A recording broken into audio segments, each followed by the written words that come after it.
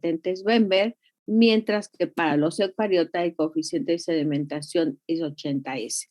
Bien, para el anterior, los procariotas, las subunidades en forma de este organelo que está en forma de 8, una grande y una pequeña, van a tener dos coeficientes de sedimentación diferentes, el 30S y el 50S, donde esta estructura está constituida de dos hebras de RNA 23S, una de 5 y 30 proteínas diferentes. Esto corresponde a la 50S, mientras que la 30S es aquí donde se localiza el 16S y 20 proteínas diferentes.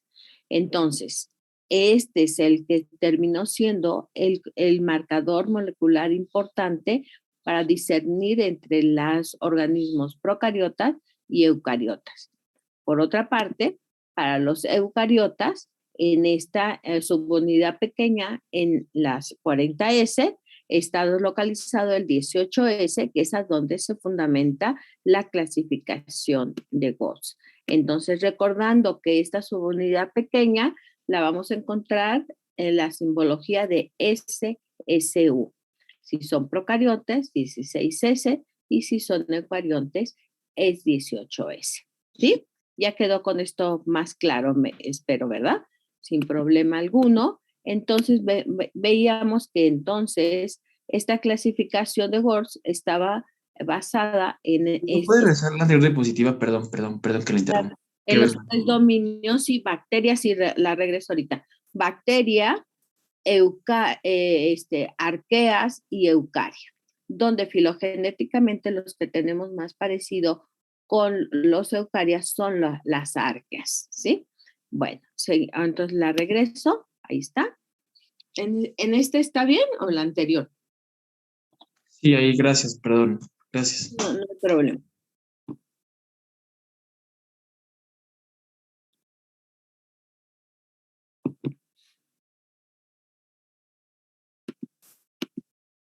Bien. ¿Cuál es la diferencia entre estos tres dominios? Ya rápidamente lo decimos, que en la membrana celular de los procariotas, en la membrana celular, no, de los eucariotas, perdón, la membrana celular está conformado con la bicapa fosfolipídica con un enlace éster, mientras que las arqueas están constituidas de un enlace éter. Y justamente esta característica de tener un enlace éter es lo que le permite a las arqueas, entre otras cosas, el poder vivir en condiciones extremas, a temperaturas sumamente altas.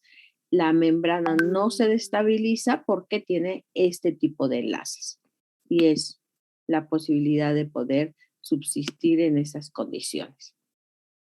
Por aquí puse ya una fotografía de una de sus compañeras que me hizo favor de escribir en el chat. No, yo no conocía este lugar que se llama Daloi en Etiopía, y vean las características tan particulares que lo hace a que puedan crecer una gran cantidad de arqueobacterias en condiciones de ambientes que tienen alta cantidad, concentraciones de azufre. Entonces te agradezco, no me acuerdo si fue Danae quien lo puso, pero bueno, te agradezco, lo busqué en la bibliografía y sí, es efectivamente un lugar muy, muy bonito. Uh-huh.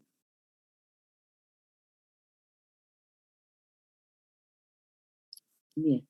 Sí, le pueden decir que con mucho gusto le hago llegar el PDF. Haces ahí. Uh-huh.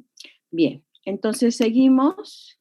Y ya por aquí, nada más quiero localizar otra diapositiva a donde aquí estoy, Donny, que hablábamos de un cuarto dominio extinguido. Y sí, efectivamente no le da un nombre a este cuarto dominio, pero se basa en que la endosimbiosis, la ingestión de una célula procariota, permitió el origen de los organelos, en particular las mitocondrias se cree que surgieron de una bacteria llamada Proteobacteria alfa. Los plastos, a su vez, pudieron haber surgido de una cianobacteria, ya que estas son procariotas y que tienen clorofila ya, clorofila A. Esto entonces confirma la posición de 3 dominios de la vida, nuevamente, que son bacteria, arquea y eucaria, y cuyo cronómetro molecular está basado ahora en las eucaria en el 18S, y esto ya quedó claro totalmente. Estos organelos, lo que son mitocondrias y plastos, están aparentemente bien explicados con el origen de la endosimbiosis primaria y secundaria, ¿sí? Pero existen también otras estructuras, muchas otras estructuras, los peroxisomas, los lisosomas, las vacuolas, etcétera, que no se les ha dado justamente la explicación de su formación. Y entonces este autor es el que dice que no solamente estos organismos tuvieron que haber participado en la formación de organelos, sino existen muchos otros que tuvieron que haber sido, que participaban en estas reminiscencias y la formación de organelos, por lo cual se habla de un cuarto dominio que se extinguió. Y para eso se apoya en la transferencia horizontal y vertical de información genética para explicar la diversidad genética de los organismos actuales. Entonces, aquí hice esta aclaración de acuerdo a las preguntas de la clase pasada, y con eso por aquí les voy a mandar el artículo de este autor para que lo chequen si hay alguien que les interesa. Y aquí está un poquito más explicado el esquema que estaba cortado anteriormente. Hay una ingestión de una bacteria, entonces protobacteria, y surge la formación de una mitocondria. Y de la misma manera, a través del tiempo, hay una ingestión de una cianobacteria y surge la formación de un plasto. Más adelante, ahora en la clase, vamos a ver por qué también se conoce eso, porque justamente la transferencia vertical y horizontal está dada porque han encontrado genes de bacterias en arqueobacterias y viceversa. Se han encontrado entre los eucarias diferentes genes en grupos taxonómicos diferentes, lo que permite hablar de una transferencia horizontal y vertical. Ha sido ya totalmente demostrado, de tal manera que los árboles, pues como ustedes saben, no tienen un origen monofilético, sino polifilético, y por lo cual ya los organismos más complejos, pues es una relación no solamente horizontal, sino también vertical. Bueno, pues ya de ahí no hay más explicación de lo que ya fue comentado en la clase pasada, y ahora sí nos vamos a ir al grupo que nos interesa, que propiamente que son los protistas, solamente en este momento, de unicelulares. Vamos a ver si es esto. Sí. Y que vamos a ver en esta presentación, que es un mundo verdaderamente complejo, aparentemente sencillo.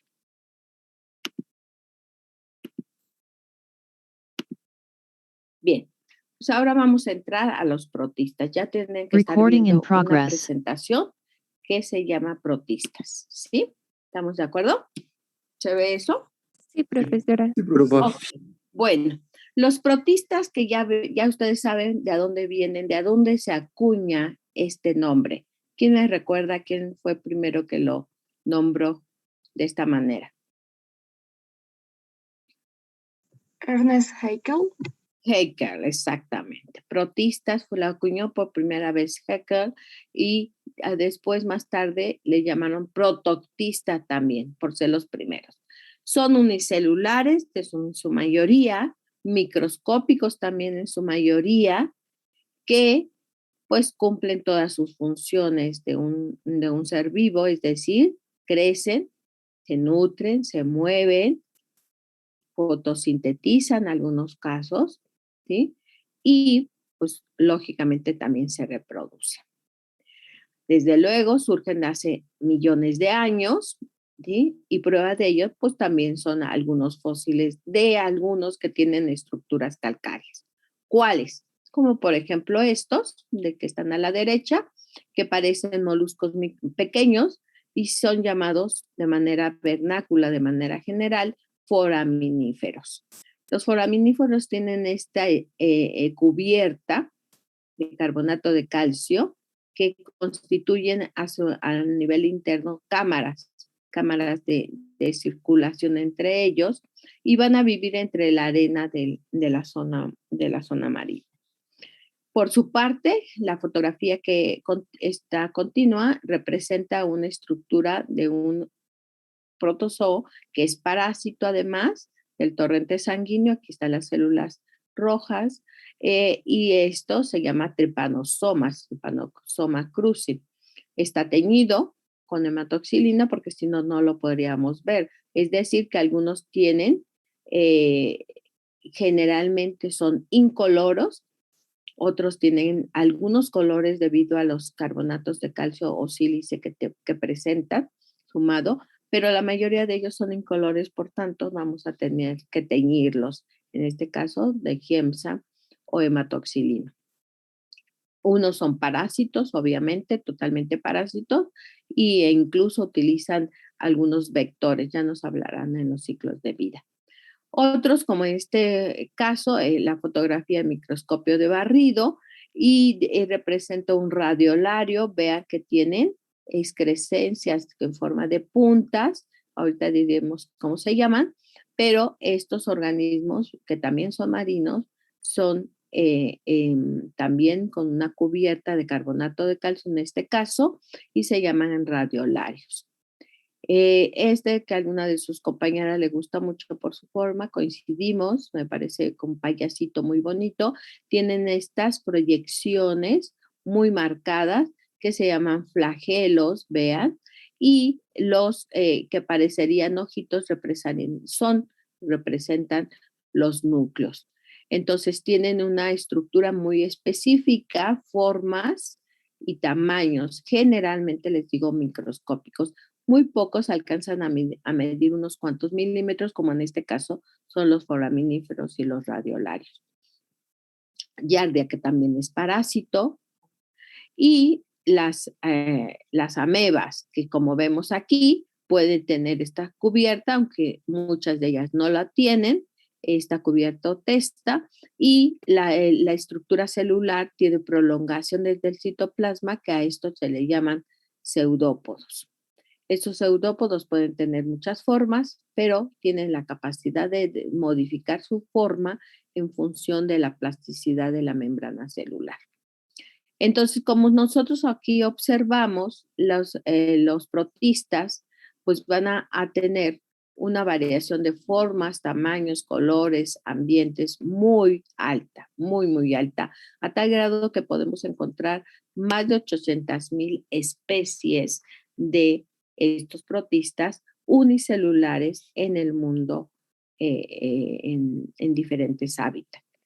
Bueno, pues vamos a ver entonces en función de eso las generalidades de los protozoos, las características que tienen algunos grupos y de manera general cómo, de acuerdo a Levin, en 1980 habían sido clasificados. Esta clasificación solamente tiene la función de ubicarlos con las mismas, ya que es muy dinámica la clasificación de los protozoos y no es exactamente la que ahora se ocupa con más frecuencia. Bueno, entonces, como estamos hablando de protozoos, usted habría que comentar qué significa la palabra protozoos.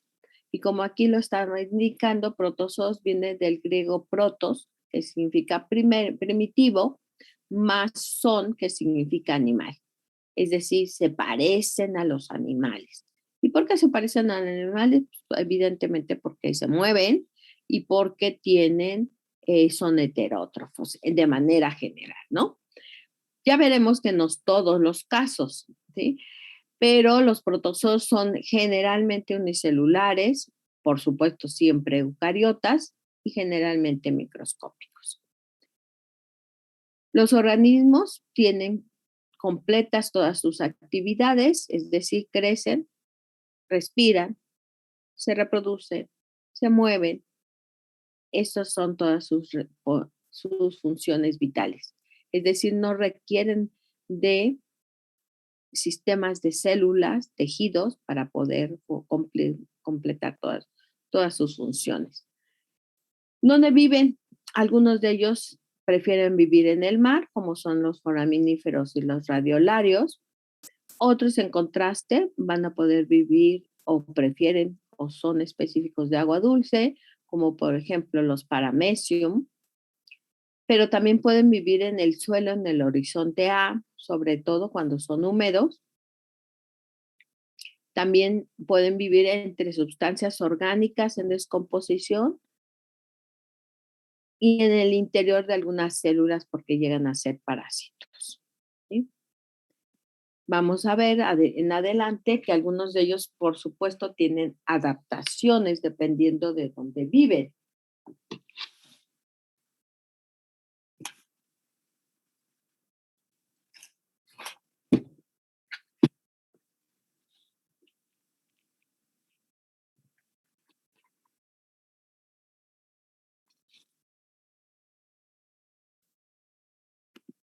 Y entonces las características que ellos presentan es que son eucariotas unicelulares y algunos llegan a formar colonias, que como su nombre lo dice, una colonia es porque hay división de trabajo. Es decir, algunas y solo algunas células serán para la reproducción y otras serán para la función vegetativa. En ello se caracteriza que se considere la simetría. ¿Qué quiere decir esto? La simetría, es decir, los planos en los que pueden ser divididos imaginariamente, obviamente.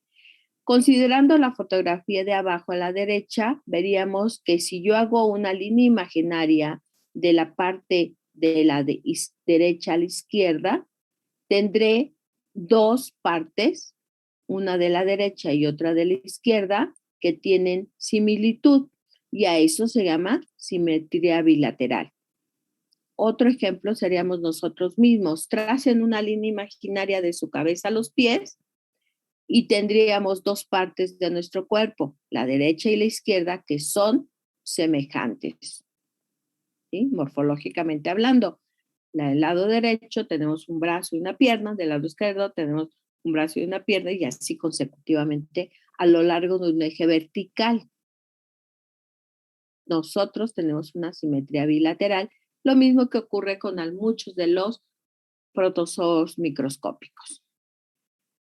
Pero también hay otra opción, el que sean de simetría radial. ¿Y qué quiere decir esto? Como en la fotografía de arriba, que a partir del eje, de un punto central de la célula, tengan varios radios, como si estuviéramos partiendo un pastel, que tengan igualdad de semejanza morfológica por muchas de sus partes. ¿Quedó claro?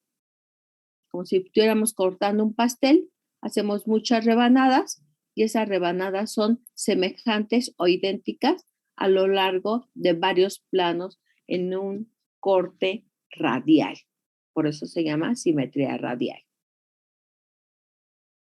O bien pueden ser asimétricos porque cortamos de manera tangencial o longitudinal y pueden tener modificaciones de su cuerpo cuando los organismos cambian de forma. En este caso son las amebas que tengan pseudópodos. Entonces, las asimétricos son las amebas con pseudópodos, los bilaterales paramecium y los que tienen simetría radial, los radiolarios.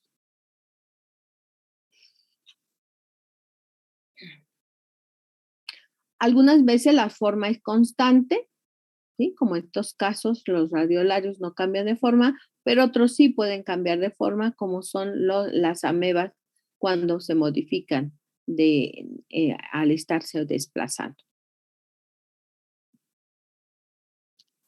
Pueden tener un núcleo o pueden tener muchos núcleos. En el caso cuando tienen un núcleo, su única función, pues obviamente va a ser la reproducción, pero cuando tienen varios núcleos, al que tiene la función de reproducción se le llama macronúcleo y al que tiene la función vegetativa se le llama micronúcleo, la función de la producción de proteínas.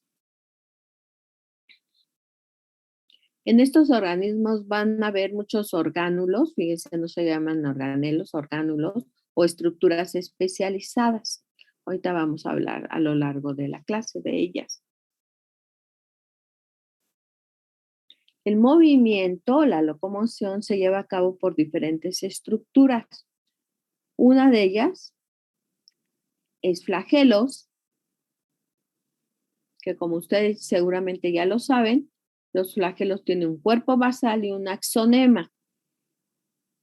El cuerpo basal pues, está inmerso en la membrana celular y el axonema es la estructura o eje que sale de la célula para poder justamente moverse, tener esa cinética de movimiento y lograr el desplazamiento de la célula.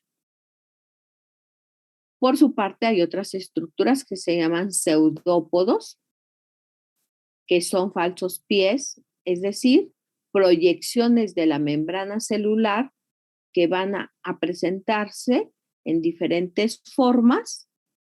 Son prolongaciones temporales de la membrana celular y de ahí se conocen 4 tipos de pseudópodos. El primero se llaman lobópodos, el segundo se llaman filópodos, el tercero se llaman rizópodos y el cuarto axópodos.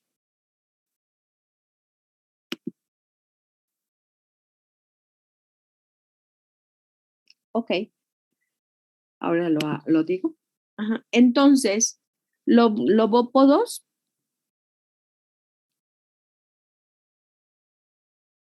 es un pseudópodo que contiene 2 secciones de la célula.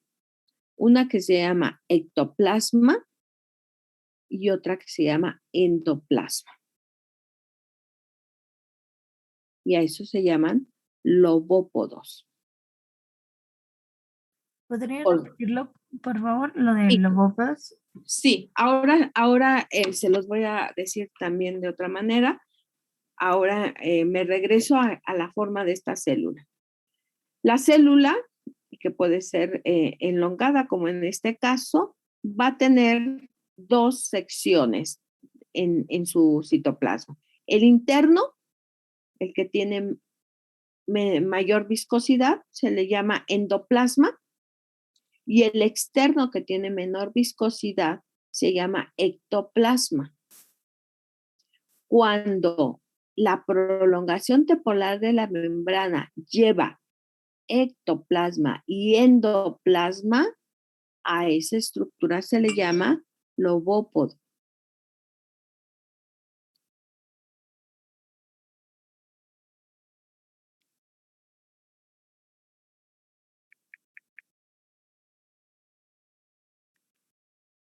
La segunda opción es que la membrana, la prolongación temporal, sea muy delgada y filamentosa. Y a eso se llama filópodo. Y no necesariamente lleva endoplasma.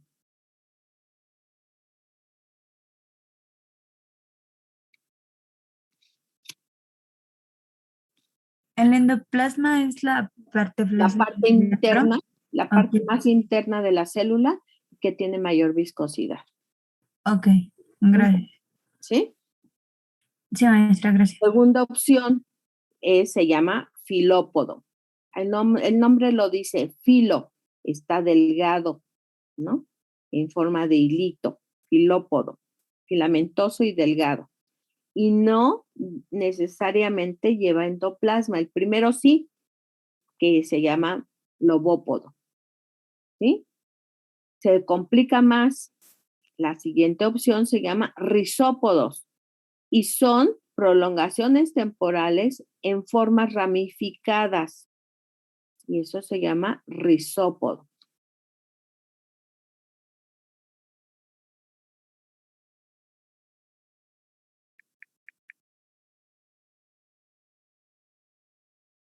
¿Prolongaciones en qué, perdón? En forma ramificada. Y se llaman rizópodos.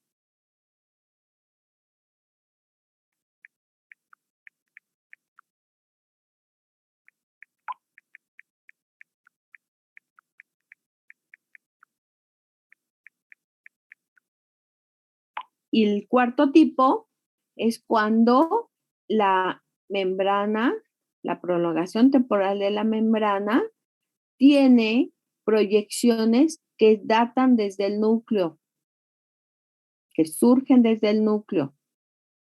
Y a eso se llaman axópodos.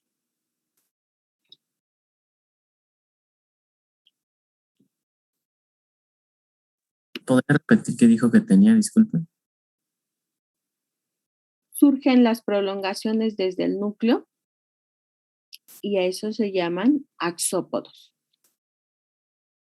Gracias. Sí. Un ejemplo de los que tienen axópodos son los heliozoarios.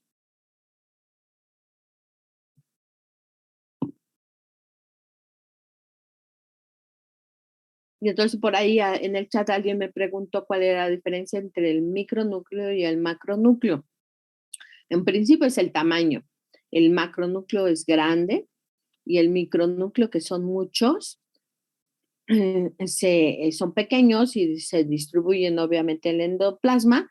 Los micronúcleos tienen la función de regular el metabolismo de la célula, producen las proteínas principalmente, mientras que el macronúcleo tiene la función de reproducción.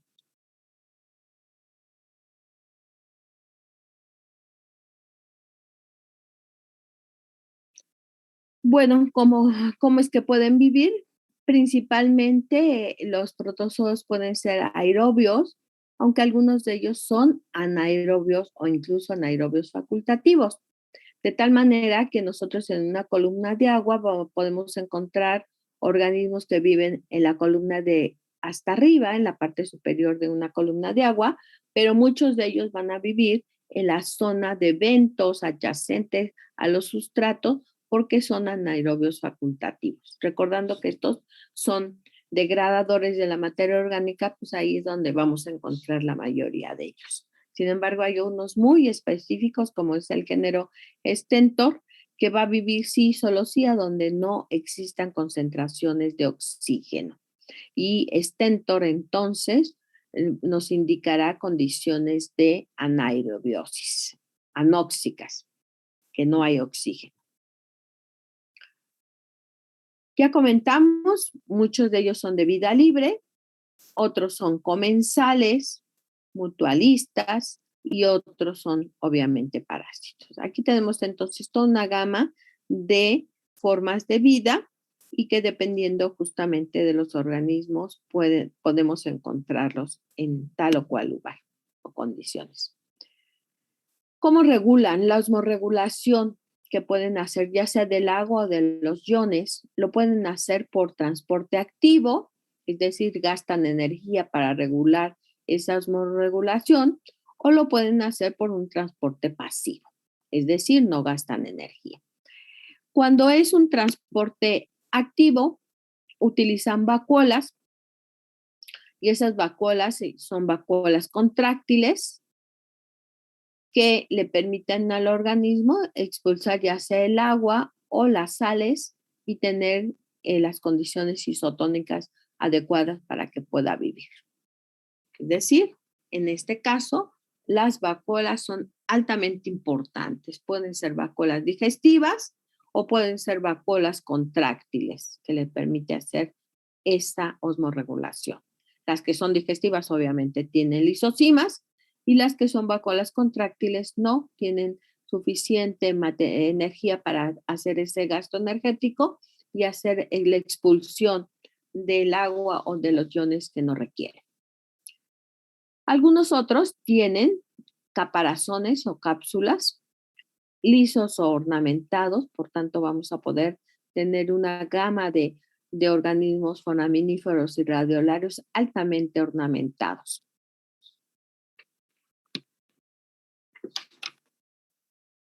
Pero aquí viene una de las características que los hace muy particulares. Cuando no tiene las condiciones adecuadas, tiene la capacidad de producir estructuras de resistencia que se llaman quistes o incluso en algunos casos esporas, y por eso es que por ahí van a aparecer organismos que se parecen o tienen estructuras semejantes a un esporofito de un hongo.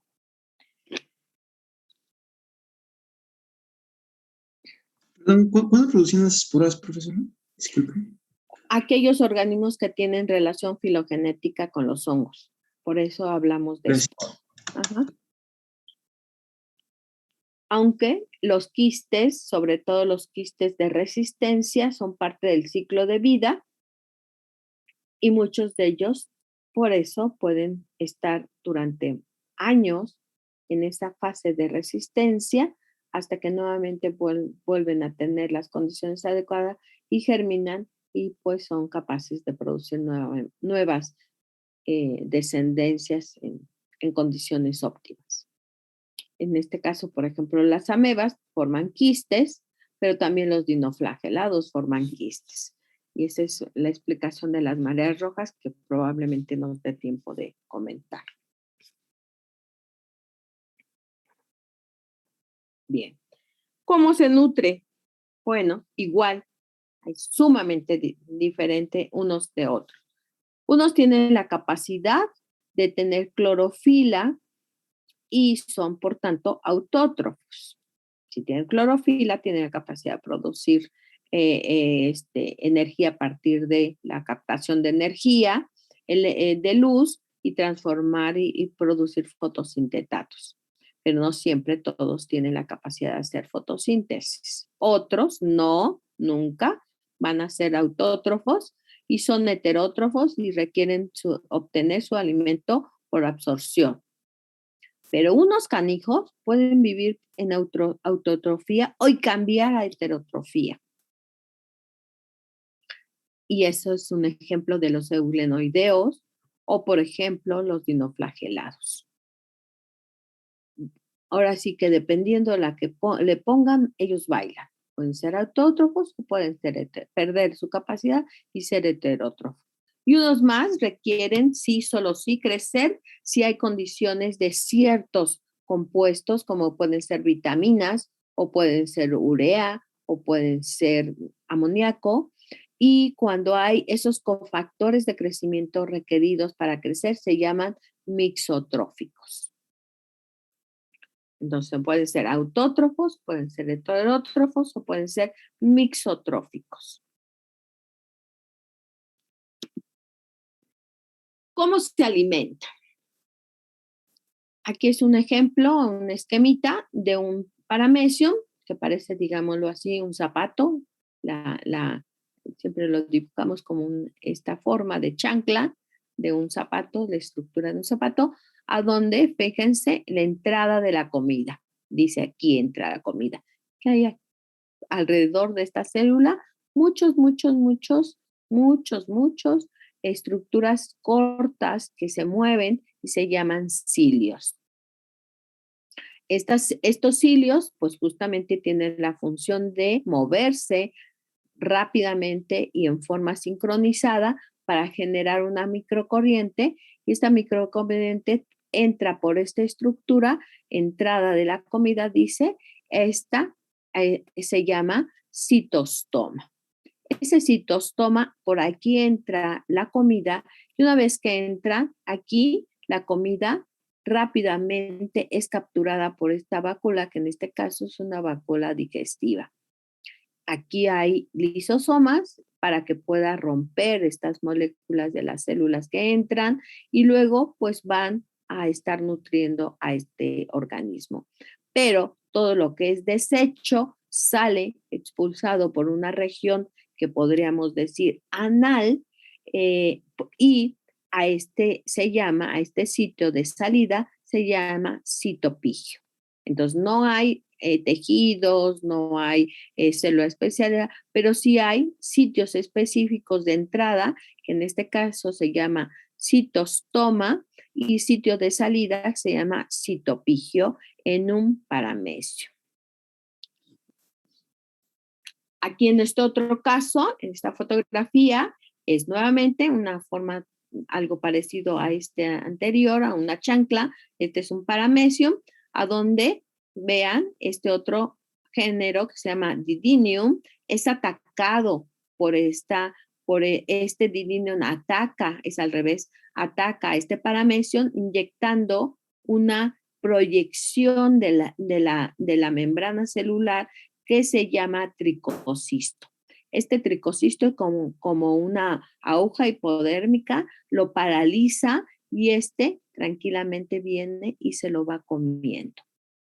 Entonces tienen mecanismos muy específicos como sitios de entrada que se llaman citostoma y que lo lleva a una citofaringe, o tienen estructuras especializadas como este tricocisto, que es una proyección de la membrana celular que lleva moléculas paralizantes para atrapar a su presa. Y se llama tricocisto esa estructura. Vean la opción de cómo las vacuolas hacen la digestión de forma interna de la célula de un paramecio y va haciendo la diferente digestión a incorporación de los nutrimentos a la célula, y cuando algo ya no le gusta o le parece, busca el citopigio para poder expulsar.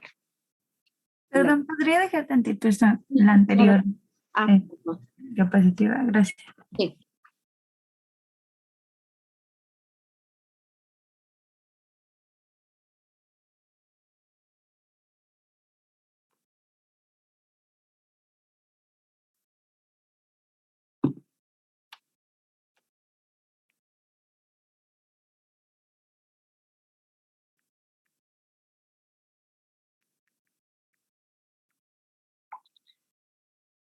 Entonces, las vacuolas digestivas pues hacen toda una función en el interior de la célula, y cuando ya no hay interés de contener alguno, pues sale por el citopigio.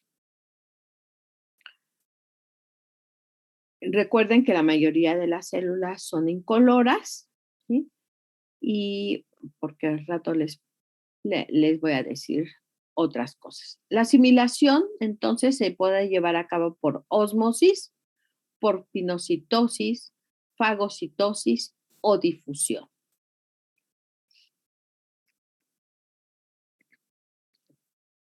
Ay, no sé por qué se está cambiando automáticamente, no le puse nada, pero bueno. Las vacuolas pueden ser, la digestión se lleva a cabo por vacuolas alimenticias, porque son sitios a donde hay lisosomas. La respiración y la excreción se lleva a cabo a través de la membrana celular. Algunos de ellos, solamente algunos de ellos, tienen una reproducción sexual.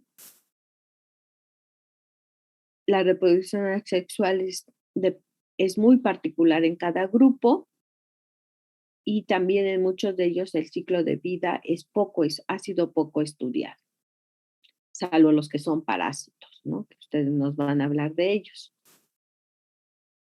Obviamente no existe embrión en estos organismos, ya que son protistas, y algunos de ellos reaccionan a estímulos externos, es decir, algunos, como los que ya comenté, viven sí, solo sí, a donde no hay oxígeno, son anóxicos, y el género Stentor es un ejemplo. Otros prefieren buscar la luz y son fototróficos positivos. Sí, ¿qué pasó? ¿Alguien levantó la mano? No alcancé a ver quién era. Yo, profe, tengo una pregunta. Sí. Una pregunta. ¿Cuál es la diferencia entre la ósmosis y la pinocitosis? Ah, muy bien. Esperaba que me lo preguntaran y la diferencia es ósmosis, no se gasta energía, igual que la difusión, mientras que la pinocitosis y la fagocitosis se requiere un gasto de energía de la célula. Es decir, la pinocitosis y la fagocitosis sí también puedes englobarlas como la ingestión de célula, de material sólido, mientras que la ósmosis, la difusión, es material que está diluido en una solución. Pasan directamente de mayor concentración a menor concentración, mientras que la pinocitosis y fagocitosis requiere de la participación de la membrana celular y la excreción de enzimas, obviamente. Gracias. Sí.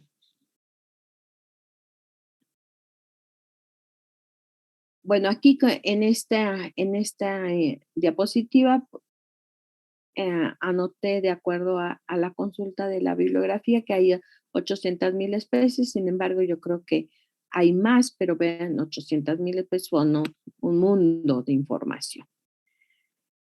Estos organismos se van a dividir de manera general a los que tienen pseudópodos en sarcodinos, a los que tienen cilios en ciliados,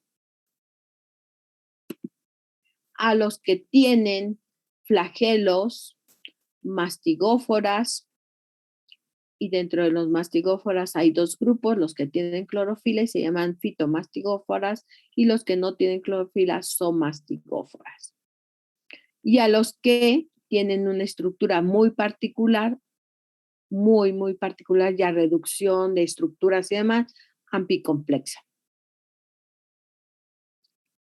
Estos son los 4 grupos generales que van a poder encontrar en los protozoos en mucha de la literatura. Los sarcodinos, que son amebas, vean, ahí está esta prolongación temporal de la membrana, donde lleva endoplasma y exoplasma, por tanto es un lobópodo. Esto que es la teca y esto que es el macronúcleo. Vean, muy definido el macronúcleo. En este caso, no responde a lo que yo les comentaba, que es que sean incoloros. ¿Alguien se puede imaginar por qué es verde? Porque tiene cloroplastos. Clorofila. Porque se come celulitas que tienen plastos. Es decir, que este canijo paramecium se comió a miles de microalguitas que estaban ahí en la columna de agua. Y no es porque sea verde, sino porque su comida es verde. Entonces, todas estas cositas verdes que se ven eran microalgas que vivían obviamente en el agüita, y este canijo se las traga. Es decir, entran completas, los que preguntaban los mecanismos de nutrición, se las traga completas, y esto sería fagocitosis. Es material sólido. Y vean, esta estructura grandota es el macronúcleo, y probablemente estas cositas que se ven aquí, no estoy tan segura, sean los micronúcleos, o tal vez estas. Pero este es el macronúcleo. Entonces, en algunos organismos podemos verlos de color verde porque son comedores, aspiradoras, digo yo, de los componentes del plancton. A estos no me gustan a mí porque se tragan mis cultivos y eso no me gusta. Los ciliados. También pueden comerse mis cultivos, ¿eh? Y cuando hay amebas en mis cultivos, trache, porque se lo va a tragar todo también. Bien. Los mastigóforas van a tener, regresemos. Los ciliados, pues obviamente tienen cilios que son proyecciones cortas que tienen un axonema a la parte externa de la membrana y también tenemos la siguiente opción de la fusión de cilios, a eso recibe el término de cirros.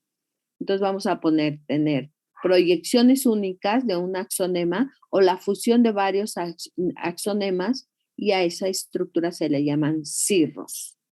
¿Sí? Entonces tenemos los ciliados, los mastigófora, que ahora vamos a poder tener flagelos lisos, ¿sí? O flagelos que tienen proyecciones sobre el eje del axonema, y esas proyecciones del eje del axonema se llaman mastigonemas. Entonces, los flagelos pueden ser lisos o con proyecciones sobre el axonema y se llaman mastigonemas.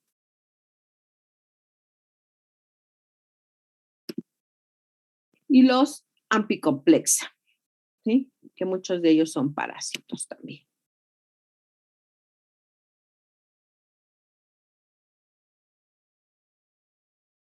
Dentro de los sarcodinos, que son las amebas,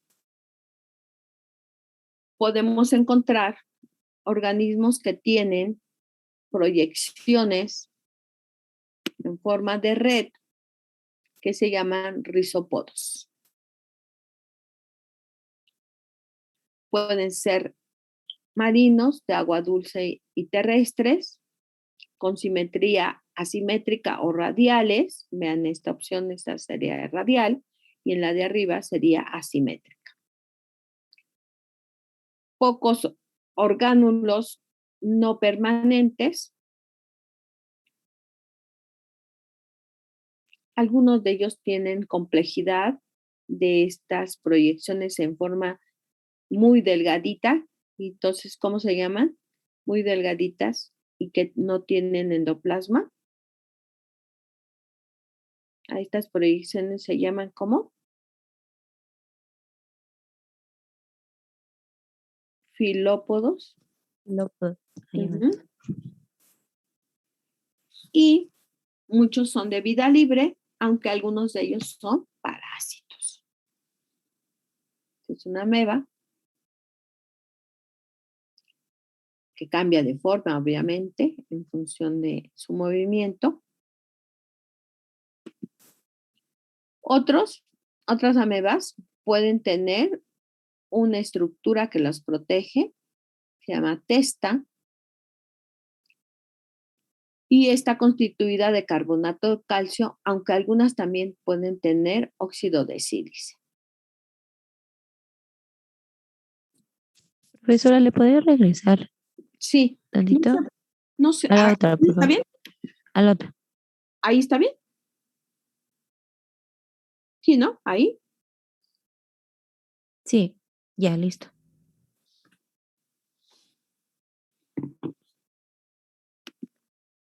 Entonces, estas les presento una ameba que tiene testa.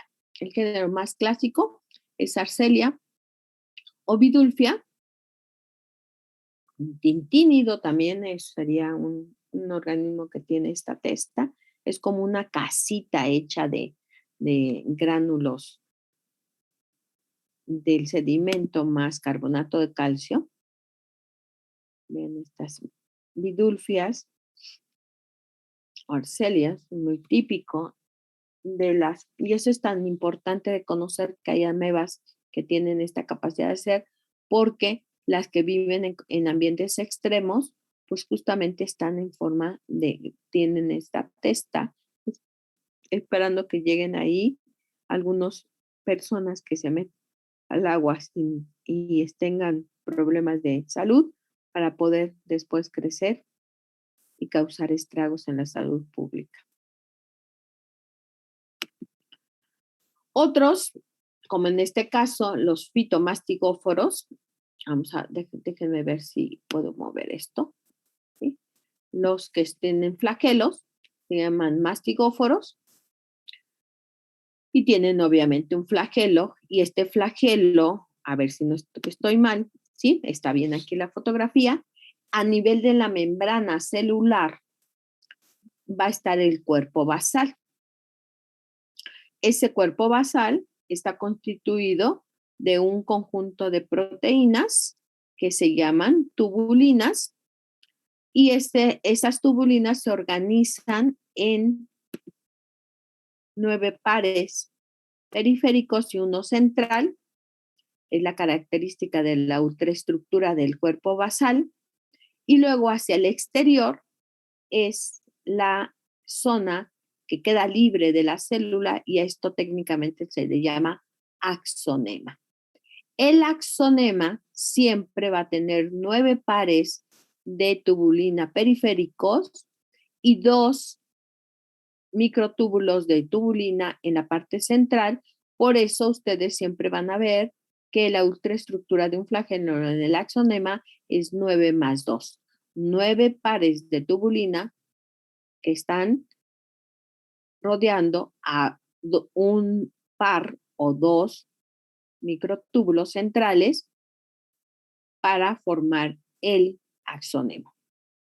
Entre ellas también hay otra proteína que las une, la dineína, y entonces toda esta estructura del axonema le permite moverse para poder dar la energía cinética correspondiente para desplazar a la célula. ¿Sí? ¿Para qué le sirve? Para capturar alimento o porque son receptores sensoriales. Entonces, si regreso, vemos que los organismos que tienen flagelo, como en este caso un euglenoideo, pues van a presentar aquí sus 2 flagelitos. O como en este caso el trypanosoma, que tienen también sus flagelos. Pueden tener uno o muchos flagelos, lisos o con mastigonemas, en todo el ciclo de vida o en parte del ciclo de vida. ¿Sí? Otros, dentro de estos mismos mastigóforos, tienen plastidios, es decir, cloroplastos, que tienen a su vez clorofila. Y estos se llaman fitomastigóforos porque tienen estos plastos y clorofila. ¿Dónde viven? En todos lados también, agua dulce, salobre, suelo y agua marina también, incluso. Aquí, en su mayoría también, igual que todos, son de vida libre, aunque también hay unos que son de hábitos bentónicos o sedentarios, y muy poquitos, pero sí los hay, que son coloniales. El mismo grupo de los euglenoideos, hay un género característico que forma colonias. Algunos tienen la capacidad de, cuando no hay condiciones adecuadas, se enquistan. Y entonces aquí viene otra cosa también bonita de estos organismos. Esta célula de un euglenoideo, más bien la voy a pasar a donde está el euglenoideo porque no es, aunque también sucede ahí, de este euglenoideo, tiene como todos los organismos una membrana celular. Por debajo de la membrana celular, hay una serie de placas de glicoproteínas que se llama película, exclusiva de los euglenoideos. Esta película tiene la función de imbrincarse entre ellas o no, y cuando la imbrincación es total, es decir, una se sobrepone a la otra placa, cambian de forma. Y esto que está en la parte lateral, alargado, es lo mismo que esto que está en forma de bolita. Y a esa forma de cambio de forma de la célula se le llama metabolía. Entonces, repito, en algunos organismos tienen película. La película está constituida de muchas bandas de glicoproteínas. Cuando las bandas tienen el mismo tamaño, tienen la capacidad de imbrincarse una con otra, es decir, sobreponerse. Eso significa imbrincarse, sobreponerse una con otra. Si eso sucede, la forma del organismo cambia abruptamente como lo están observando aquí. Y a ese cambio se le llama metabolía. ¿Cómo lo podemos ver? Evidentemente cuando el organismo está vivo. Si ya está fijado o muerto, pues ya no se ve. No sé si aquí alcanzan a ustedes a distinguir que esto, que está más refringente, es el flagelo. Aquí está el flagelo, vean, ahí está el flagelo. Esta es cosita que es como de color hialino, más bien sin color. Eso es el flagelo. Y esto se logra por la película que tienen algunos, en este caso, sí, solo sí, los eulenoideos. Que es la película, un conjunto de bandas de glicoproteínas. ¿Sí? ¿Para qué sirve? Para cambiar de forma. Bien, esta película que está por debajo de la membrana celular se presenta en los eulenoideos, pero también cuando no hay condiciones adecuadas de crecimiento, este organismo recibe digamos, la señal y empieza a producir polisacáridos para cubrir a esta célula. Segunda opción. Y estos organismos, estas estructuras se van a encontrar también en la membrana celular y son sacos de estructuras que contienen la capacidad de producir exopolisacáridos. Y a esas estructuras reciben el nombre de mucocistos. Y entonces, opción de que cuando veo a esta celulita que está rodeada de mucha estructura mucilaginosa, no es la metabolía. Lo que estoy viendo es el principio de la formación de un quiste producido por los mucocistos. Aquí está el nombre, mucocistos. Como su nombre lo dice, sitios a donde se produce algo viscoso, mucocistos.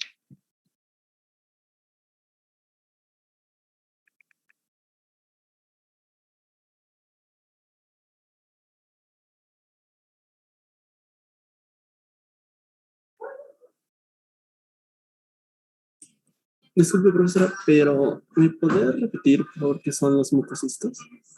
Sí, claro, con mucho gusto.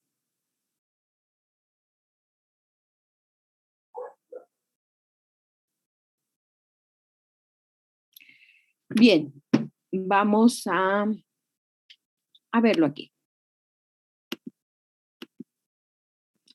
Vamos a descifrar lo que podría ser esto. Esto evidentemente es un esquema, ¿no? Este es un esquema de una eulenoidea. Y aquí son fotografías. Vamos a ver. Si esto se ve transparente, es algo. ¿Estamos de acuerdo? Qué gran novedad, ¿no? Si esto se ve verde, es otra cosa. Si esto se ve hialino, es otra cosa. Si esto se ve como tiritas, no sé qué es, pero es otra cosa. Y si esto se ve puntiagudo, es diferente a esto que se ve romo. ¿Estamos de acuerdo? ¿Todo el mundo lo alcanza a ver? ¿O lo hago más grandote? Ay, no lo puedo hacer más grandote ahí. Pero bueno, alcanzan a ver, ¿verdad? En la fotografía del lado superior derecho. Voy a descifrar. Esto que está en la parte central hacia abajo, más grande, es el núcleo. El núcleo de un eulenoideo es muy grandote y generalmente está de la parte central hacia abajo. Ya descifré esto. Esto que se ve estrías, cada una de estas estrías o bandas es parte de la película, que a su vez obviamente rodea toda la célula. Esto otro que está hialino es esto que está en el esquema. un canal o reservorio. Y de ahí aparece este puntito que se ve más claramente en el puntito de abajo. Es el estigma o mancha ocular. Y de ahí sale esta cosita que es el flagelo. Hasta ahí, vamos bien. Luego, lo verde, pues obviamente representa los plastos. Y lo que tiene este gránulo en forma elipsoidal que brilla son las sustancias de reserva. En este caso, es de paramilo. Ahora sí, ya me voy. Ya te descifré todo lo que tú ves en esta fotografía. Lo que al principio tiene la célula es la membrana celular. Es la que el límite entre el ambiente y la célula, la membrana celular. Hacia abajo de la membrana celular está la película. ¿Sí? Bueno, entre la membrana celular puede haber sacos, un número definido de sacos, pueden ser 5, pueden ser 500, pueden ser 200, eso se lo define la especie. Y esos sacos lo que tienen son enzimas que le permiten producir carbohidratos que se hidratan, mucocistos, y eso se llaman mucocistos, ¿sí? Estos saquitos obviamente son pequeños, son microscópicos, los podemos dilucidar porque si los teñimos, ahí van a aparecer como pecas y ahí van a estar los mucocistos.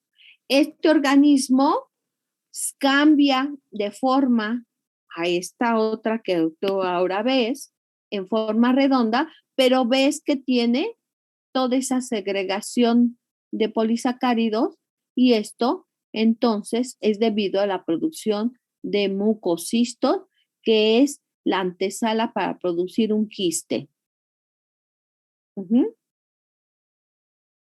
Si tú lo ves redondo en el tiempo 1 y alargado en el tiempo 2, es porque es una respuesta de cambio de forma que se llama metabolía debido a la composición y forma de la película.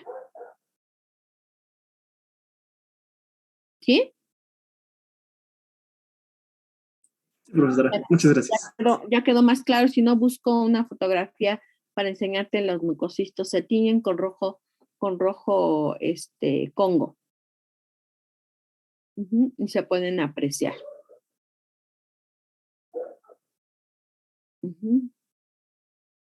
Aquí se ve claramente el estigma, esta mancha de color pardo o rojiza, ese es el estigma.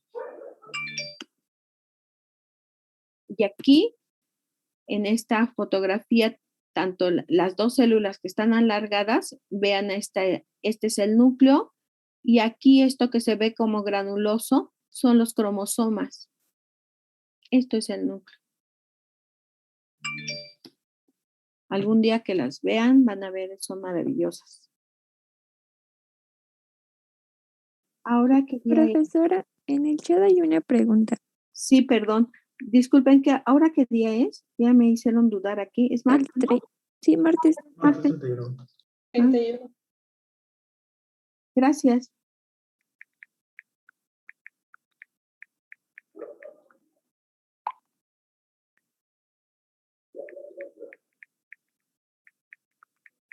Ahora veo la pregunta. Aguántenme un segundo. Y ahora la veo.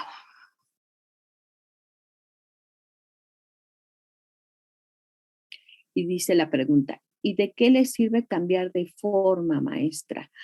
Ah, buena pregunta.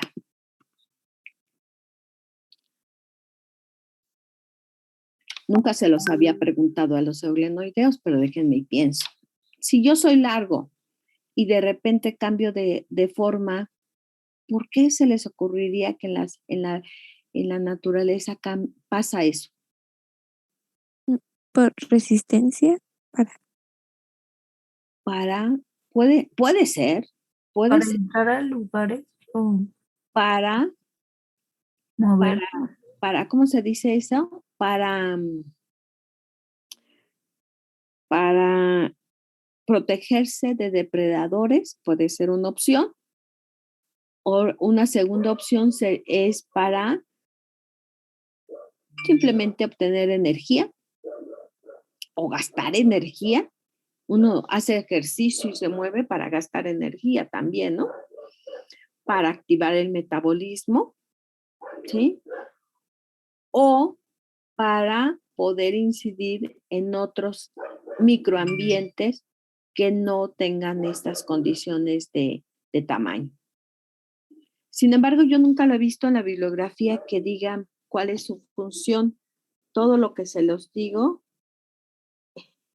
es en función de la reflexión que yo hago, por qué cambiaría de forma, ¿no? O por qué hace uno ejercicio para activar el sistema inmunológico, para activar el metabolismo, para quemar energía, para pero también cambia uno de forma, o se cambia uno de forma, pues si voy a la playa me pongo de una forma y si me voy al Nueva Toluca me pongo de otra forma, ¿no? Entonces, bueno, para abatir las condiciones ambientales. ¿Sí? No todos los eulenoideos tienen metabolía, algunos, y es un carácter taxonómico. Uh-huh. Pero voy a tratar de preguntárselo a expertos del tema, a ver si me pueden contestar pronto. Bien, ya todo esto está claro, ¿verdad? La película, que es un conjunto de placas de glicoproteínas situadas por debajo de la membrana celular, y los mucocistos, que son una serie de bolsas o cámaras que están también a nivel de la membrana celular, cuya función es la excreción de carbohidratos hidratados o exopolisacáridos. Bien, seguimos y ahora nos metemos al grupo de los kinetoplástidos, los que también tienen relación filogenética entre los eulenoideos y estos. Bueno, pues tienen también un surco de donde sale el flagelo, que en este caso son lisos. En el caso de los eulenos, se me olvidó decirle que uno es con mastigonemas y el otro es liso. Pueden ser generalmente dos, pero hay representantes que llegan a tener hasta 8 flagelos en la parte apical, en un surco. En este caso, los flagelos son lisos, puede ser 1 o 2. Vean, con este caso, un ejemplo de un kinetoplástido de vida libre es el género Bodo, muy connotado este género, y contrariamente a los que son parásitos, el género Trypanosoma o el género Leishman. ¿Sí? Bueno, pasamos a otro grupo, otro grupo que son los dinoflagelados, mixozoos. Disculpe, profesora, ¿le puede regresar a la anterior, por favor? Sí. Gracias, nada más. Gracias. Ya, gracias. De nada. Entonces entramos al grupo de los dinoflagelados. Los dinoflagelados, mixozoos o son organismos muy espectacularmente bellos. ¿Por qué? Porque tienen una serie de placas constituidas de celulosa, como aquí lo están observando. Estas placas de celulosa, que nunca habíamos hablado antes, son características de este grupo. Aquellos que son muy evidentes se llaman tecados, y aquellos que no son tan evidentes, como en este caso el género Noctiluca, las placas son tan delgadas que no se observan a microscopía óptica, solo se ven, solo con microscopía de barrido. Y son muy delgadas, y a esto se llaman atecados. Unos de ellos no tienen plastos y son, por tanto, heterótrofos, la mayoría de ellos, así como también la mayoría de ellos son marinos. Sin embargo, también pueden vivir en agua dulce, como en este caso el género Ceratio. Como ustedes saben, este organismo produce un fenómeno muy interesante que se llama mareas rojas. Lo han oído seguramente en los noticiarios. Estos organismos crecen en tiempos muy específicos, sobre todo cuando hay cambio de temperatura y de concentración de nutrimentos, y crecen explosivamente en zonas marítimas, generando toxinas la población cuando datan o forman una unidad de volumen considerable. ¿Cuánto es considerable? Cuando pasan de células de 3 por 10 a la 6. Es decir, que hay 1 millón de células por mililitro en el ambiente y generan, por tanto, esta contingencia ambiental que va a dar como consecuencia que incluso se vayan a cerrar las playas o el consumo de productos marinos, porque estos organismos son altamente tóxicos y su ingesta de los productos marítimos puede causar la muerte, por supuesto, a los animales marinos, pero también al hombre. Entonces, aquí les presento Hypnodinum, un ejemplo de un dinoflagelado, Noctiluca, uno de los que produce mareas rojas, muy, muy importante, Ceratium, uno de los dinoflagelados de agua dulce, y esto no dice aquí, pero es un peridinium. Cuando nosotros lo vemos a microscopio de barrido, esta placa podríamos observar. Vean otra vez, con estos cuernos es el Ceratium, vean la relación de tamaño, 10 micrómetros, un peridinium que podemos encontrar en el nevado, un Gonjaulax, así, etcétera. Pero vean las ornamentaciones tan espectaculares que tiene en la pared celular de celulosa.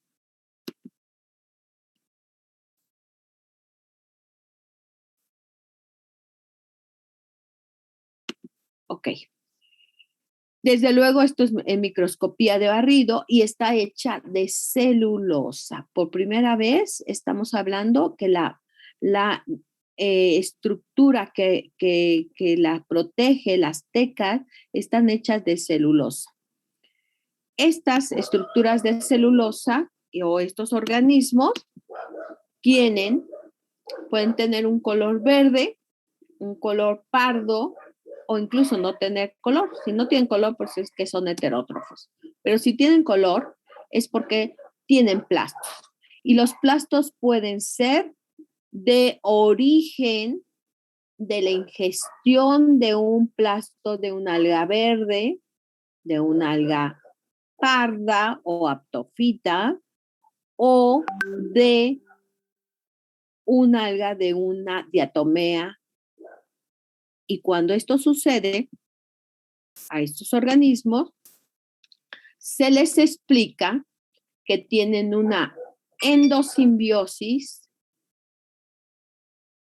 primaria, secundaria o terciaria. Y creo que aquí me voy a quedar un poquito para que la vean con cuidado esta fotografía. Ahí se me explica el origen de todas los protistas fotosintéticos a partir de una endosimbiosis en serie, primaria, secundaria y terciaria.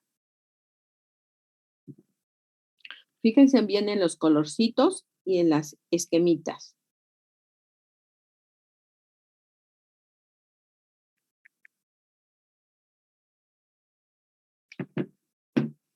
Empezamos. Arriba. Una verde se come a una azul verde. ¿Qué estaría representando esto? La mitocondria. No la mitocondria. Si es azul verde, ¿qué representaría? ¿Cloroplasto? El plasto, efectivamente. Esta se comió por endosimbiosis a una cianobacteria y surge la posibilidad de explicar por qué las algas tienen un plasto. Estos puntitos que señalan aquí es la reminiscencia del material genético de la cianobacteria y que se ha encontrado que tiene semejanza el DNA del plasto con las de las cianobacterias. Y entonces dicen, sí, por ahí va el camino. Perfecto. Ya dimos origen a un grupo. Ahorita nos vamos a fijar cómo se llaman. Ya dimos la explicación de un grupo. Pero también estas dan origen a otra producción por los tipos de pigmento que tienen. O se formó esta o se formó esta. Y entonces ahora ya no le ponen azul verde, sino rojito. ¿Por qué? Porque tiene ficoeritrina. Y da origen a explicar el origen de las algas rojas. Por eso dice red algae. Y por último, no se expresan estos pigmentos accesorios, sino la clorofila, y da origen a explicar a las algas verdes. ¿Sale? Una endosimbiosis primaria da origen a la posibilidad filogenética que se formarán las algas verdes, las rojas o un grupo particular que se llaman glaucofitas.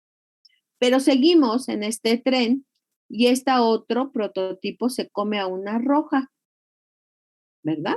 Ahí se está comiendo una endosimbiosis secundaria y esta endosimbiosis secundaria da origen a la explicación de los dinoflagelados. Aquí están los dinoflagelados. Y estos dinoflagelados tienen 3 opciones de producción de un plasto. Los que son verdes, porque su relación filogenética es con las algas verdes. Las que tienen un plasto, que tienen relación filogenética con las rojas. Pero hay quien surgió por la fagocitosis de una aptofita, que es otro grupo, y explica otro tipo de plasto de las dinoflagelados.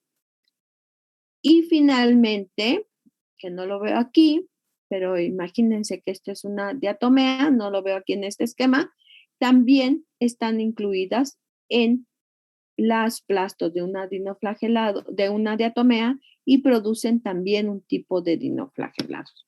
Por tanto, la conclusión de esto es que los dinoflagelados, la explicación de plasto de los dinoflagelados es porque tienen la posibilidad de relación filogenética con algas verdes, con algas rojas, con aptofita y con diatomeas. Por tanto, los dinoflagelados son sumamente complejos.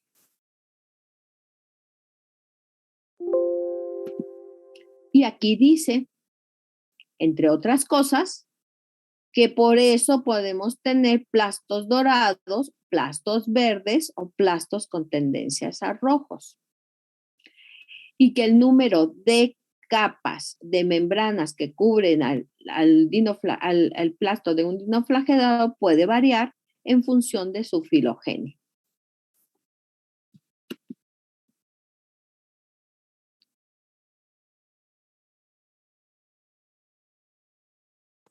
Maestra, ¿puede repetir lo que dijo en la diapositiva pasada al final? Lo de ya la conclusión, la de la explicación. Les decía que vámonos a regresar a esto. Cuando nosotros vemos los dinoflagelados, en principio vemos, lo más evidente que vemos es que tenga teca o que no tenga, que tengan color o que no lo tengan, ¿sí? Y el color puede ser verde, puede ser pardo o puede ser amarillo dorado o tendiendo a otros colores rojitos, ¿sí? Y entonces tú te preguntarías, ¿por qué pasa eso? O lo más obvio que te preguntarías es que, ¿por qué pasa eso? Bueno, cuando los vemos así, es que son heterótrofos. Cuando los vemos con color, es porque son autótrofos. Cuando los vemos así, es porque estamos viendo exclusivamente las tecas a microscopía de electrónica de barrido, y estas tecas están hechas de celulosa. Bueno, estos, ahora para explicar el color, el cambio de color de los dinoflagelados, se debe a que hay la explicación filogenética es porque ha habido una serie de endosimbiosis. La primaria, donde surgen las células que tienen color verde, rojo u otros. pero esta primaria a su vez volvió a tener una endosimbiosis ahora secundaria, y estos a su vez tienen otra endosimbiosis y forman células que tienen una tercera endosimbiosis. ¿Quiénes? Los dinoflagelados, porque estos fueron formados a partir de una segunda endosimbiosis. Ahora, a partir de los dinoflagelados, puedes tener dinoflagelados verdes, rojos o de color pardo. Si son verdes, es porque surgen de esta endosimbiosis con una clorofise. Si son rojas, surgen con una relación con las algas rojas. Y si son de color pardo, surgen por la relación con las aptofitas o las diatomeas. Y les decía que a nivel de ultraestructura, estos organismos tienen compuestos específicos que las relacionan filogenéticamente, por eso es que se ha podido comprobar esto, porque hay los genes que codifican a la formación de estas moléculas, que son evidencias moleculares, pero que también el número de membranas que envuelve a este plasto cambia en función de la relación filogenética.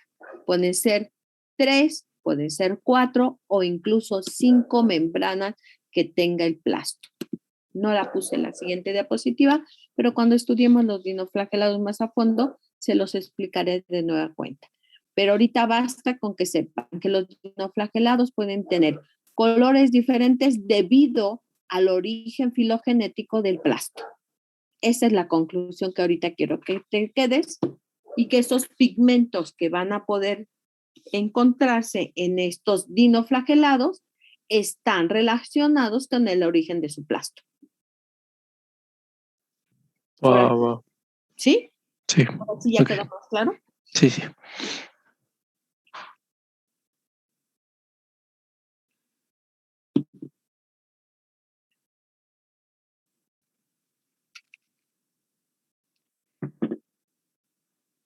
Vamos, un buen tiempo. Ahora vamos a hablar de otro grupo totalmente diferente, en este caso, los radiolarios. Y se llaman radiolarios porque tienen simetría radial, empezando por ahí. Generalmente son esféricos, pero ahora, ¿qué creen? No tienen celulosa, tienen quitina. Ay, no sé por qué esta cosa se cambia, no soy yo, ¿eh? Se dividen el protoplasma externo y el interno, obviamente. El externo es el que tiene las ornamentaciones, y las espículas están hechas de óxido de sílice. El óxido de sílice, para que se acuerden, es el vidrio. El vidrio está constituido o hecho de óxido de sílice. Es decir, son altamente frágiles estas proyecciones. Pueden llegar a tener hasta 6 centímetros de talla. Por supuesto, yo nunca he visto uno de ese tamaño. ¿Sí? La mayoría son de unos cuantos milímetros, son marinos, ¿sí? Y sirven para indicar las zonas de petróleo, ¿no? Los ingenieros o los biólogos del Instituto de Petróleo se encargan de buscar los fósiles para ver qué calidad o qué tan grande es el yacimiento petrolero. Son espectacularmente bonitos, ¿sí? Y aquí tenemos algunos de ellos. Bien, otro grupo, pero ahora estos se llaman foraminíferos. Son como moluscos microscópicos. Estos foraminíferos se van a caracterizar porque tienen estas cámaras de carbonato de calcio. Algunos tienen quitina y pueden tener una o varias aberturas para, pues, justamente la circulación del agua y de sus nutrimentos. Forman también estratos pétreos, y también junto con los radiolarios se estudian para los yacimientos petroleros. Muchos de ellos son fósiles y pocos son especies que todavía viven en la actualidad. obviamente viven en los sedimentos. Para que nosotros corroboremos que estos organismos están vivos o están, ya son fósiles, se utiliza un colorante que se llama rosa de Bengala y solo los que están vivos se van a teñir. Son esféricos, pero también pueden ser en forma de espiral.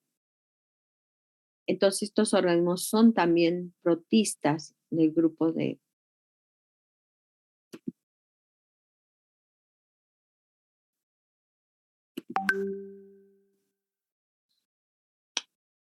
Bueno, seguimos pues a otro grupo que ahora vemos que tiene cilios. ¿no? Disculpe, profesora, ¿le puedo trazar a la anterior? ¿Ahí está? Sí, ¿Está bien?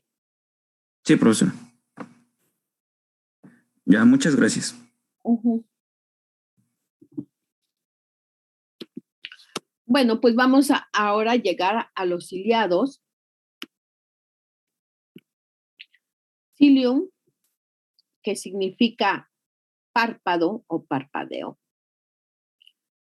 Tiene sistemas de fibras y gránulos basales, los cilios. Ay. Ujú. Forma y características constantes de esto. La vacuola contráctil, el micronúcleo y el macronúcleo, el citoplasma, las vacuolas digestivas, ¿sí? El citostoma, el citopigio, que está a la parte, la parte anal, aquí está el citopigio, citostoma o entrada del alimento.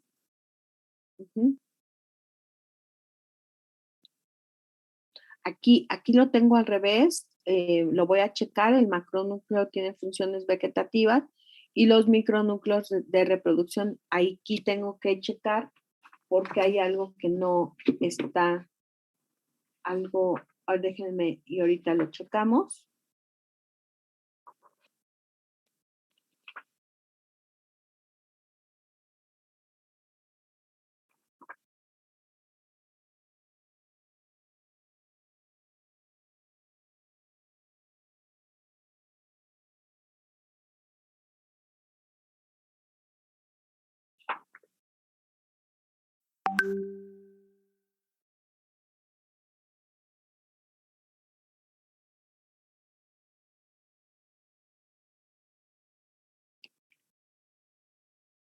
Se los voy a deber, no lo tengo aquí rápidamente subrayado, pero lo consulto y se los aclaro la próxima clase.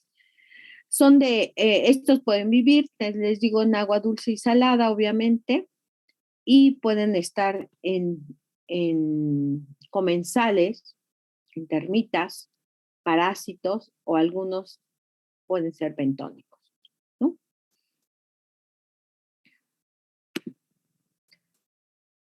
Hasta aquí puse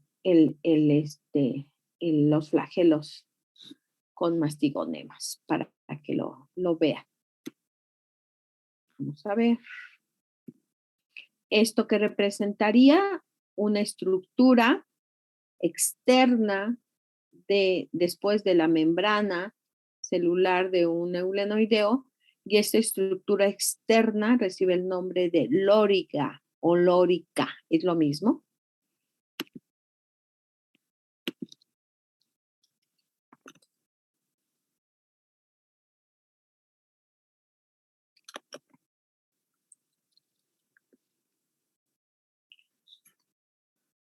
Ahí se lo mandé nada más a Arturo por error, pero ahí se lo comparto.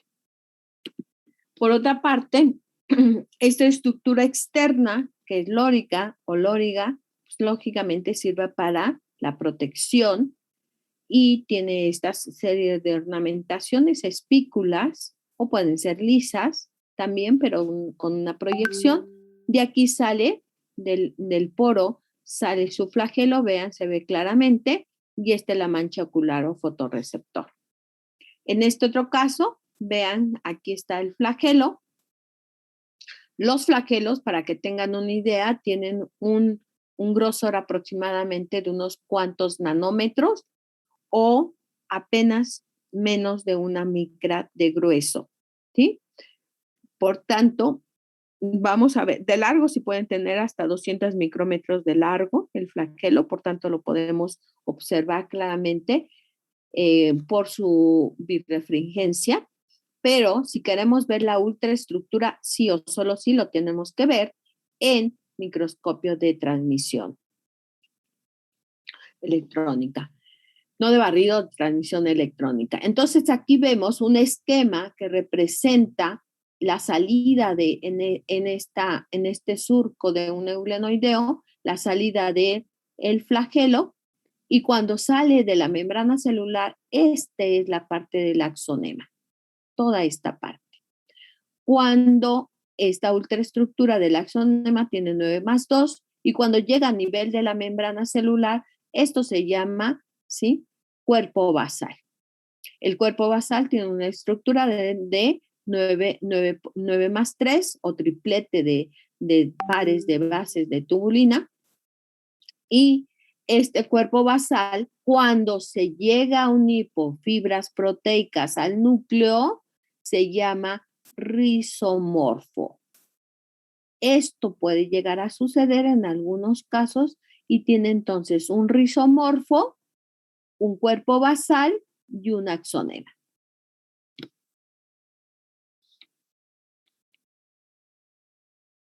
¿Vamos bien? El flagelo entonces está hecho de tubulina. La proteína que lo constituye es principalmente tubulina. Cuando del eje, ahora veo la pregunta, cuando del eje del axonema salen estas barbillas hechas de glicoproteínas, resultado del trabajo del retículo endoplásmico, se llaman mastigonemas. Mastigonemas. Entonces, el flagelo puede ser liso, como en este caso, o con mastigonemas, como en este caso. Los eulenoideos tienen 2 flagelos, uno liso y otro con mastigonemas. Perdón, maestra, hay 2 manitas alzadas, Sí, la de Joana sí, y Arturo, no sé si sí. aún tienen duda. No sé, pero ahorita lo veo, maestra, gracias. Nada más quiero terminar esta idea. Cuando ustedes ven que el primer flagelo, el liso, es muy corto, pueden incluso no observarlo porque está dentro de este surco. Y el otro, que es grande, sí se va a observar, pero siempre tienen 2 flagelos, en los eulenoideos. Si no tienen 2, tienen 4 u 8, pero sí, no 1, aunque solamente uno se vea, ¿sí? Y de ahí sale entonces el flagelo. Ahora sí veo las preguntas que probablemente, ay, pero ¿por qué no las veo? Ah, no, son la manita levantada, perdón. Si me ayudan a decirme cuáles son. Sí, entonces es axionema cuando está afuera y luego es basal. ¿Y cuál dijo que era la del núcleo? Porque ahí me Se perdí. llama rizomorfo. Gracias. Están unidos con proteínas, 4 o 2 u 8 proteínas.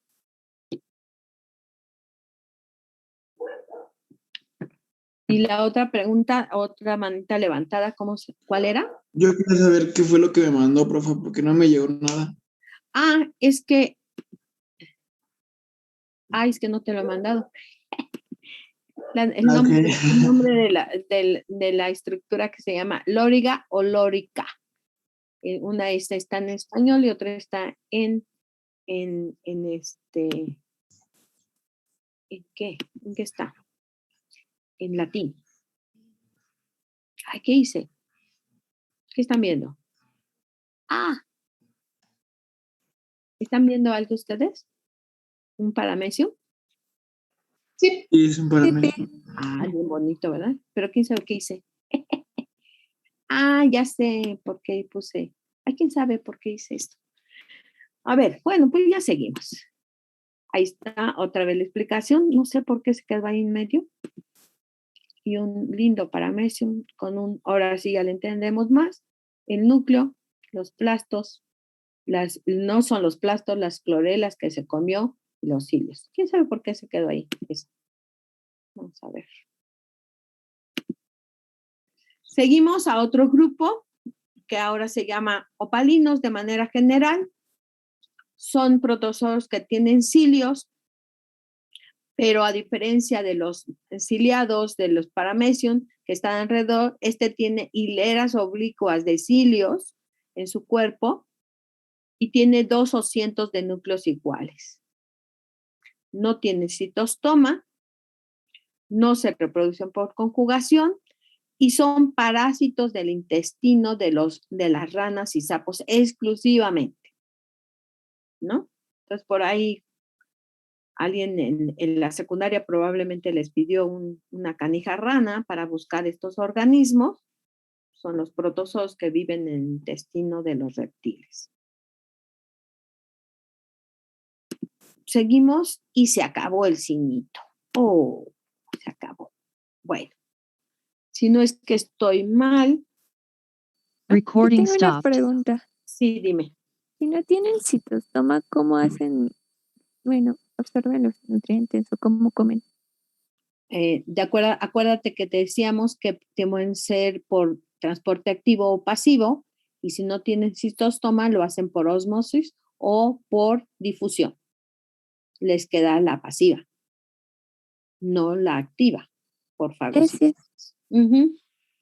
O sea que ellos hacen maravillas, pero lo hacen. Uh-huh. ¿Sí? Déjenme ver si tengo a la mano una película donde se vea el movimiento de una eulena, perdón, no de una eulena, de una ameba. Vamos a ver.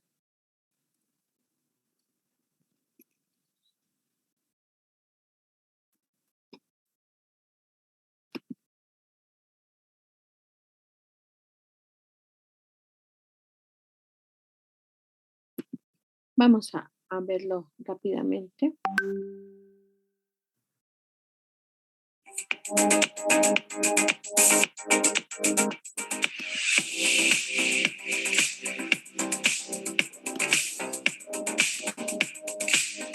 Profesora, creo que no está compartiendo pantalla. A ver si me permiten un comentario rápidamente. Acá les agrego el enlace de una página. El otro día decían que el video de hongos fantásticos en Netflix, ¿no? Uh-huh. Si ustedes no tienen Netflix, le dan clic a esta liga. Ajá. Yo les puse, bueno, se llama área documental. Les puse la liga de lo que estoy ahorita buscando, pero ustedes buscan lo que quieran. Ajá. Y está esto de hongos fantásticos. Ah, ok. Para que lo chequen si no tienen el Netflix. Y también veo que ustedes eso en PDF, un archivo de protozoos generalidades que les hiciste. Y algunas notitas básicas por si quieren volver a echarle ojo. Ok, gracias, maestra. Uh-huh. Vamos a ver este video y a ver si quedan 2 minutos más para que veamos lo de los seminarios de 2 o 3 personas que quedaron pendientes. ¿Me avisan si no lo ven? Hola, mis amigos de YouTube. Bienvenidos a Ciencia HN. Hoy hablaremos acerca de amebiasis. Y es que la ameba es este parásito bastante conocido que invade el intestino grueso del humano y por consiguiente trae muchas complicaciones en la vida. Diremos las principales características de este agente etiológico. Para empezar, podemos decir que por una parte tenemos a la entameba histolítica y por otra parte tenemos la entameba dispar. Estos dos protozoos son idénticos cuando se ven por examen microscópico. Sin embargo, la entameba histolítica es la que sí produce problemas para el ser humano, ya que ésta tiende a invadir los tejidos y puede producir lesiones por medio de su estadio que afecta, que es el trofozoito.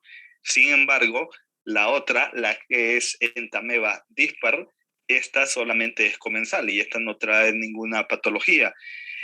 Entonces, es importante decir eso, que al momento de que estos microorganismos, estos protozoos se ven, se van a ver exactamente iguales. La diferencia solo se puede dar por medio de estudios inmunológicos.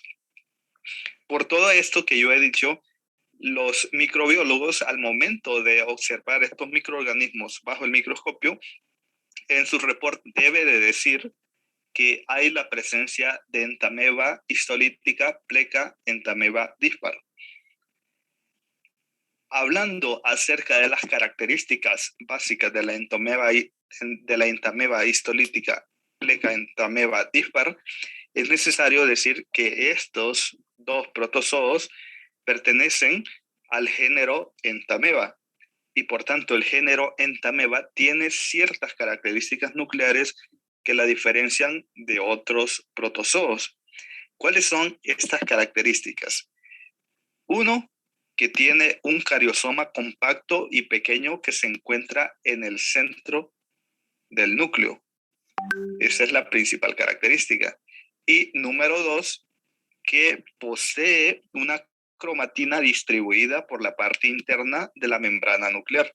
Entonces, cuando vemos un protozoo con un núcleo que tiene estas dos características, es casi seguro que estamos hablando de la especie Entamoeba histolítica pleca dispar. Ahora, ¿cuáles son los estadios por los cuales la Entamoeba histolítica pleca dispar puede ser reconocido? Está el estadio de trofozoito, estadio de prequiste y el estadio de quiste. Cada uno de los estadios pues tiene su función de ser y eso es lo que vamos a hablar en este momento. Hablando acerca del trofozoito, esta es una forma vegetativa que tiene más o menos un diámetro aproximado que va entre las 20 a las 40 micras. Y tiene la capacidad de movilizarse mediante un método que se llama pseudópodo. El pseudópodo es como una prolongación o como una herniación de todo su citoplasma hacia el exterior. La forma de distinguir un pseudópodo es que el pseudópodo no tiene granulaciones como las tiene el resto del citoplasma de este protozoo. Entonces, mediante este pseudópodo es como este microorganismo se va a mover de un punto a otro. Emite esta prolongación y luego esa prolongación se llena con el resto de endoplasma que lo forma. Luego, para moverse un poco más, vuelve a emitir otro pseudópodo y así sucesivamente, ¿verdad? Ese es el método de desplazamiento que va a tener este parásito. Y es importante decir que el trofozoito es ese estadio que va a hacer todo el estrago en la mucosa del intestino grueso. Es el que generalmente en las tinciones se va a observar como lleno de eritrocitos. Generalmente los trofozoitos en una muestra en fresco únicamente se les va a visualizar en el interior eritrocitos fagocitados. Difícilmente en un examen en fresco se le va a ver el núcleo. Sin embargo, puede hacerse tinciones para observarse características de estos protozoos. Por ejemplo, se podría utilizar una tinción con Lugol, que es yodo, en el que aquí se observa el núcleo con cromatina periférica y nucleolo. Esta tinción es muy buena para poder ver las características del núcleo y así poder caracterizarlo. También se podría utilizar una coloración tricrómica, donde también se ve bastante bien el núcleo, y puede utilizarse otra tinción que se llama tinción de hematoxilina férrica, que sirve bastante para ver todas las características, por ejemplo, de la presencia de un pseudópodo, la presencia de las granulaciones que tiene en el núcleo, o para ver bien los eritrocitos que han sido fagocitados. Lo único que hay que tomar en cuenta es que cuando estos protozoos se colorean, estos mueren y van a perder la movilidad. Pero usar las tinciones sirve mucho para ver su morfología nuclear principalmente. Por otra parte, hemos de mencionar la presencia de los prequistes. Los prequistes es una forma de transición entre el trofozoito y el quiste. Sabemos que el quiste es una forma que resiste bastante toda la afectación que haya en el ambiente. Ahora, ¿en qué consiste el prequiste? El prequiste es una forma redondeada u ovoidea que mide entre unos 10 a unos 20 micras de diámetro. Esta es inmóvil y posee una membrana quística que está en formación. Hay que recalcar que esta forma no posee inclusiones citoplasmáticas, pero ocasionalmente se suele identificar unas estructuras en el interior que se llaman cuerpos cromatoidales. También en este momento ya se empiezan a ver una mayor cantidad de núcleos. El trofozoito posee un solo núcleo, sin embargo, estas formas de prequiste y quiste ya empiezan a tener una mayor cantidad de núcleos. Por último, hablar que el quiste es una forma redondeada que mide entre 10 a 18 micras y este sí ya posee una cubierta gruesa y en el interior ya se va a ver de 1 a 4 núcleos, generalmente 4 núcleos, y con sus características propias. En este momento sí ya se van a ver los cuerpos cromatoidales, que son una especie de bastoncitos que hay en el interior de estas formas protozoarias. Y en ocasiones se ven mejor con una tinción con Lugol. Si en algún examen logran identificar quistes que son menores del diámetro que dije, que el diámetro más o menos anda entre 10 a 18 micras, pero si son menores de este diámetro, generalmente corresponden a otro tipo de entameba, por ejemplo la entameba armani. Y bueno, esto ha sido todo por este video. Espero que les haya gustado. En los próximos videos hablaremos acerca de cómo es la patogenia de esta enfermedad, también qué es lo más afectado. Abordemos algunos otros hallazgos de esta patología. Listo. Bien, entonces por el día de ahora solamente quiero enfatizar, ya chequé, los micro, ya lo puse ahí en el chat, pero lo vuelvo a decir, los micronúcleos tienen función de reproducción, ya lo estoy checando ahorita, y el macronúcleo tienen funciones vegetativas. Entonces ya se incluye con la información del video también. Y otra cosa que también quiero decirles ahorita, que desde luego estos organismos a través de la historia que fueron observados desde Leeuwenhoek, antes no se llamaban ni protozoos, ni mastigóforos, ni nada, sino recibieron el nombre de animáculos,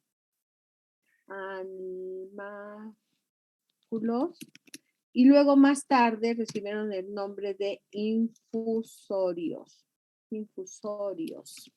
Entonces, en la antigüedad, estos organismos se llamaron animáculos, luego más tarde infusorios, porque venían del crecimiento de infusiones de cultivos que se hacían. Y también comenté que, tengo ganas de estornudar, perdón. También comenté que de manera general,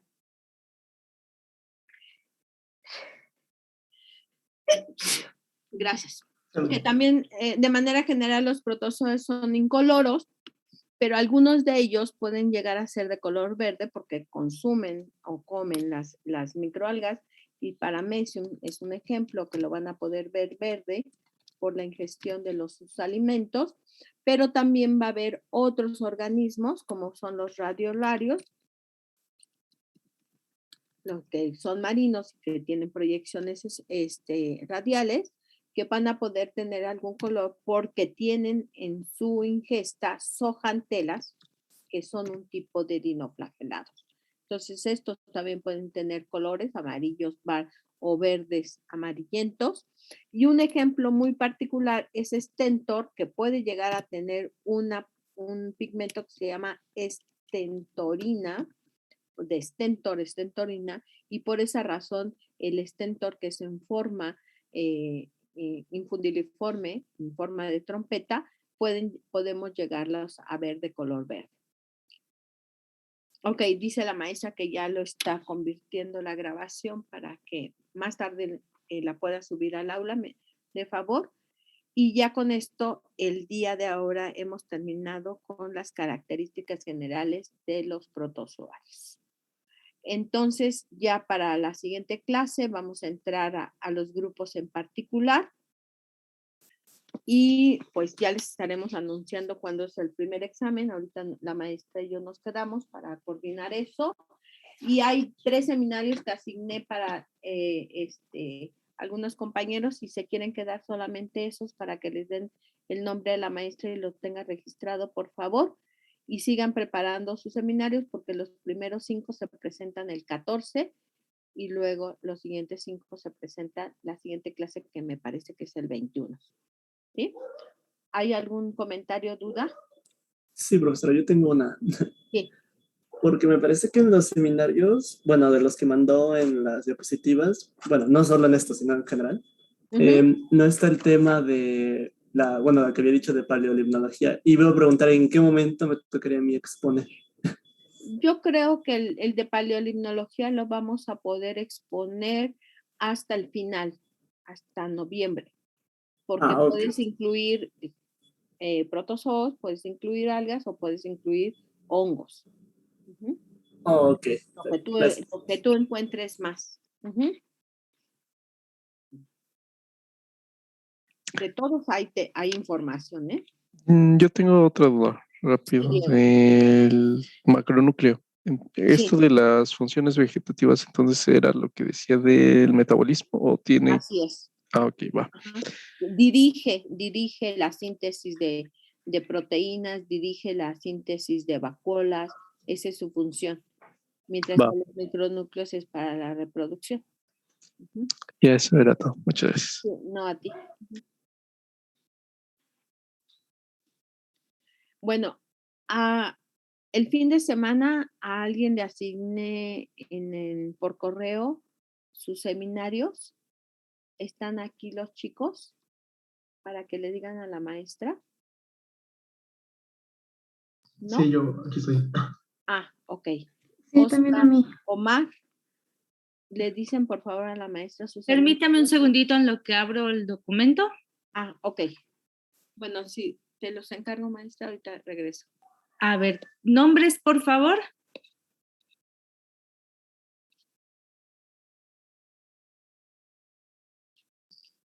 ¿Qué pasó? Ah, sí, ya, Sí, adelante.